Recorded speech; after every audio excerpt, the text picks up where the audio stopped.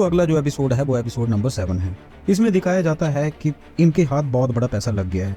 कौन कहता है कि पैसा खुशी नहीं खरीद सकता, बल्कि पैसा हर चीज खरीद सकता है। अचानक से अमीर होने का भी एक अलग खतरा है, क्योंकि समझ में नहीं आता कि इस पैसे को खर्च कहाँ करें। अगर आपके पास एक चमचमाता ऑफिस है और उसमें एक फराटेदार अंग्रेजी बोलती हुई कोई लड़की रिसेप्शन पे बैठा दें, तो कोई नहीं बोलेगा कि आपके पास पैसा कहाँ से आ रहा है। पहले जो क्लब इनको धक्के मार के चप्पलों में भगा देते थे, अब वो उनको सलाम ठोकते हैं। अब किसी के पास अचानक से पैसा आ जाए तो उसके तेवर तो बदलते ही हैं, लेकिन लोगों की क्लास नहीं बदलती। इधर माइकल गैलोत के पास जाता है और गैलोत उससे पूछता है कि भाई अब क्या चाहिए। माइकल गैलोत को बताता है कि 12,000 करोड़ के नकली नोट इंडिया में पहुंच चुके हैं।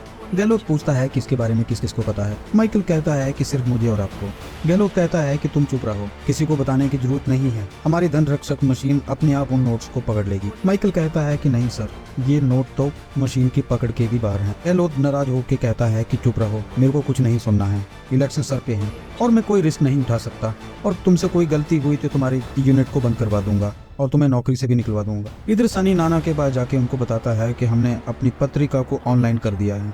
इधर चाचा इनके पास आते हैं और इनको समझाने की कोशिश करते हैं कि बेटा अभी भी समय है, सुधर जाओ, वरना बाद में सिर्फ पछतावा ही हाथ लगेगा। इधर माइकल और उसकी वाइफ की कोर्ट में पेशी थी, क्योंकि दोनों पेरेंट्स अपने बच्चे की कस्टडी के लिए लड़ रहे थे। उधर कोर्ट का फैसला आता है कि बच्चे की कस्टडी माँ को जाती है। इधर सनी मेगा के पास जाता है और पूरा दिन उसके साथ स्पेंड करता है। अब रात को थोड़ा प्यार मोहब्बत करके जब सुबह सनी उठता है और सुबह जल्दी उठकर वो देखता है कि मेगा सो रही है। अब उसका फोन लेके उसके इंस्टॉल किए हुए प्रोग्राम को अनइंस्टॉल कर देता है, क्योंकि अब फर्जी नोट तो इंडिया में आ चुके थे और इसको अब मेगा की जरूरत भी नहीं थी। अब पैसा तो इतना सारा इंडिया आ चुका था, पर इस पैसे को फैलाने के लिए इनको नए रास्ते चाहिए थे। मंसूर भाई का सनी के पास कॉल आता है और कहता है भाई अभी तक तो 10% स्टॉक भी नहीं निकला और तुम काम में तेजी लाओ।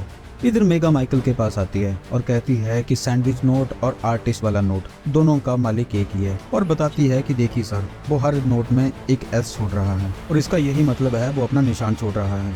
सीबीआई ने गुजरात में एमएलए के घर पे छापा मारा था और उन्हें वहाँ से 20 करोड़ रुपए मिले थे और ये भी बिल्कुल सेम यही नोट थे। अब माइकल शेखर को लेके केसरी भाई के पास जाता है। माइकल कहता है कि केसरी भाई सीधी बात करते हैं, अब कोई बकवास नहीं, अब मुझे आर्टिस्ट के बारे में बताइए और इसके बदले में मैं सीबीआई को आपके पीछे से हटा दूंगा। एमएलए कहता है कि तुम मुझे पक्का विश्वास दिलाओ कि जो तुम कह रहे हो ये करके दिखाओगे। फिर माइकल वापिस आकर कमला ठक्कर के पास आता है और उसे सुपर नोट के बारे में बताता है, और जब बात मीडिया में फैलती है तो ये बात आग की तरह पूरे शहर में फैल जाती है। अब सारी न्यूज पे यही बताया जा रहा था कि जो मंत्री गहलोत ने फेक नोटों पे काबू पाने के बारे में बताया था वो फेक था।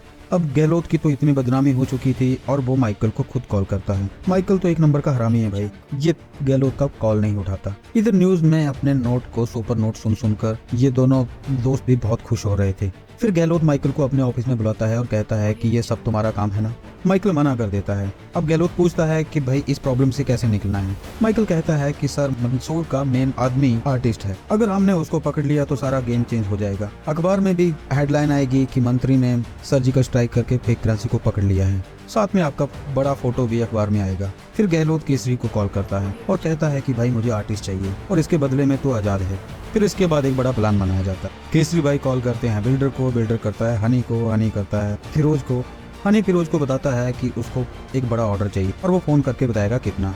इधर सनी और मेगा आपस में लंच कर रहे थे, भी एक साथ दोनों का कॉल बजता है। सब एक दूसरे को लाइन पे ले लेते हैं। इधर केसरी भाई जोशी 100 करोड़ रुपए की डिमांड करता है। ये सब कॉल माइकल की टीम ट्रैक कर रही थी, इसको मेगा भी सुन पा रही थी। सनी सारी बातें टेक्स्ट में कर रहा था, वो एक भी बात नहीं बोलता। अब जोशी भाई डिलीवरी भी इन दोनों को करने के लिए कहते हैं मुझे किसी और पे भरोसा नहीं, और डिलीवरी इनको 24 घंटे के अंदर ही चाहिए थी। इधर माइकल अपनी टीम को कमर कसने के लिए कह देता है। इधर मेगा कहती है कि सर, इस बार मैं भी फील्ड में उतरूंगी। माइकल हाँ कर देता है।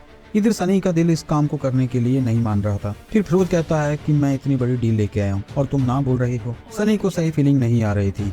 उधर मंसूर भी इंडिया आता है और अपना नोटों का स्टॉक देख के कहता है कि जिस स्पीड से तुम चले हो, इस स्पीड से तो ये खत्म नहीं होने वाला है। तभी मंसूर का एक आदमी उसे एक खबरी के बारे में बताता है। मंसूर उसे ठोक देता है। फिर वो सनी को कहता है कि मेरे भाई, ये जो नोटों का बड़ा पहाड़ दिख रहा है ना, इसे प्लेन मैदान बना दो और चलो जल्दी से काम पे लग जाओ। इधर आज रात माइकल को नींद नहीं आ रही थी, क्योंकि कल वो आर्टिस्ट को देखने वाला था। दोस्तों, नेक्स्ट एपिसोड्स का लिंक नीचे डिस्क्रिप्शन बॉक्स में प्रोवाइडेड है, आप वहां से भी अगले एपिसोड को चेक कर सकते हैं।